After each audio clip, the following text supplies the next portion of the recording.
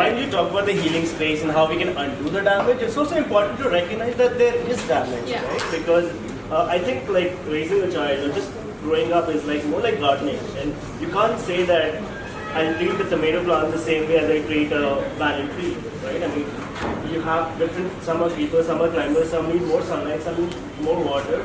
You have to create a specific atmosphere for that. And as a child is growing up, it's just self-exploration, right? I mean, they just like a dress, they want to wear it. It's not about this is the right thing to do. It's just about the very innate curiosity, the very innate understanding of the world. And at that time, you start censoring, you start sanctioning. What happens, the child starts to shrink in. Instead of growing and blooming, you feel like, okay, this is wrong, and I need to control myself. And that self-censorship has a cost of self-esteem on the child, right? I mean, you don't see them coming out as really strong, and like they know that, okay, I need to occupy lesser space, I deserve lesser. That's the kind of thing, that's how we tackle children. And especially if you're gender non-conforming, like a lot of trans people, like if you're a gay man or just effeminate, so many people are kicked out of their homes, denied education because you believe in school so much, not only by your peers, like your fellow students, but also like your faculty believe you. You drop out of school, so your avenues of what you could do with your life, that gets restricted, and that is damage.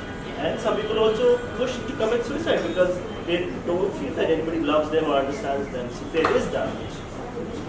This question is really open to both of you. But, so you know that these words that are associated with masculine and feminine. So men are supposed to be strong, aggressive. They're supposed to be stoic. Women graceful, docile, and emotional, irrational is something that I've also heard. Has that created any sort of imbalance in your relationships? Because it has created such imbalances in my personal life. So I do come across as an aggressive woman. I'm not particularly graceful. Has that happened to? Is it like you mean in our life? Yeah. Because that is, to me, that is one fundamental damage that gender stereotypes does. Because I also think that these terms, I think it's largely ignorance that kind of pushes these terms forward, because you will see a man being quote unquote feminine in certain situations, right? So what if by the baseline stereotype of a man, let's say cooking or tending to specific chores in the house, comes naturally to the man, it doesn't necessarily mean that he's either gender non-conforming or that he has anything to do with sexual minorities, or it's absolutely nothing. It's just the way the man is. It's but then the brand of being of femininity is thrust upon him. So I just feel that it is both these terms they necessarily mean nothing to me. So if there are certain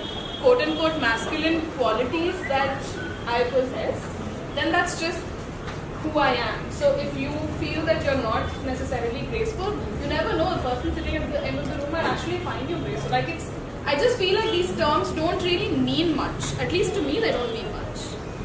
And it's happened like enough number of times for people to say, but this is a masculine quality. Also, 10 years ago, 15 years ago, for somebody to, let's say, be driving a car, for a woman to be driving a car was considered masculine. At least in India, that was the case. Not anymore.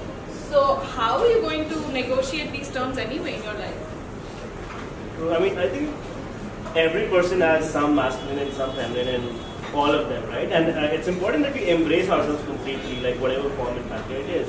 And the definition, as you rightly point, that keeps changing. What is masculine today and tomorrow is a function of time and geography you are in. And it's not absolute, this is it. But definitely, because when you put those words with the label man, you have to be all these things. So it's very common to say, oh, boys don't cry, or be a man. And in certain sense, it kind of makes you wonder sometimes, like, am I man enough, or am I strong enough, or things like that. So it's kind of a certain way the expectations of it, and then sometimes you feel like you're falling short of it. Have you felt that in your personal life? And that's exactly what my question is, that all of us really have a combination of these characteristics. But gender stereotypes they're so deeply ingrained in us, right? So we are the victims and the perpetrators in that sense. Have people's expectations of you sort of make you feel pressurized because of these characteristics, these so-called stereotypes? So while back I was talking about straight passing. So as a queer kid growing up, you realize, okay, you are different from the rest, and then how do you negotiate the world? How do you work around the world? That when you realize that if you pass this straight, you still get away with the bullying because you don't want to bully. So at time you know, okay, this is acceptable, and hence you try to do that, like watch your mannerism, how you walk, how you talk, and things like that. But the other part of it, like once you accept yourself, then the world can't put you down, right? Once you say, okay, this is me, and it's your fucking problem, if you can't deal with it, then the world, that equation completely changes. So obviously, it has an impact, right? And personally for me also. Joshua, you also come from that trail of thought because I must say that in the way that I was obsessed with gender or women or something growing up, in terms of like I wanted to be certain kinds of women, but I wanted to also at the same time, I knew that I was a man. I was very sure of that. Like I knew that my body was not going to change. Didn't want to change my body. I didn't want to become trans. I was very, very clear on that growing up.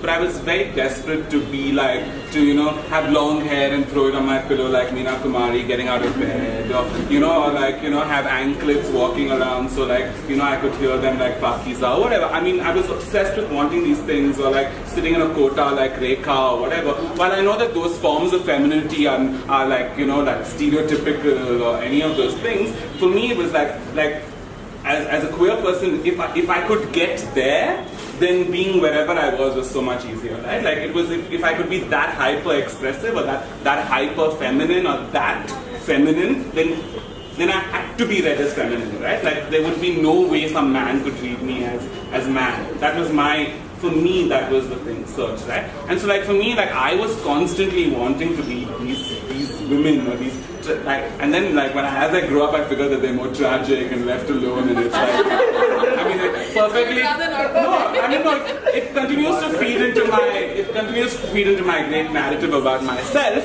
but in some sense, like what I'm trying to say is that I loved that there were gender stereotypes growing up, because for me, in the sense that as somebody who wasn't fitting in, like who went to a boys' school that had a 140-year history of masculinity. I mean, basically the walls were smelling of boys, I mean, that's the sort of school I went to, And so if I went to such a school, and then for me it was like if I wanted to like be female, then I had to be the extreme form of female there, right? And it was, for me, it was very, very important to see what were these stereotypes, right? How did like women be coy, or what did they, and it's not because, and then as I grew up, I realized that, those are like the things that subjected women or kept women down. But it's also like, I realized at some level, it's also the things that, for example, really made me feel girly. Right?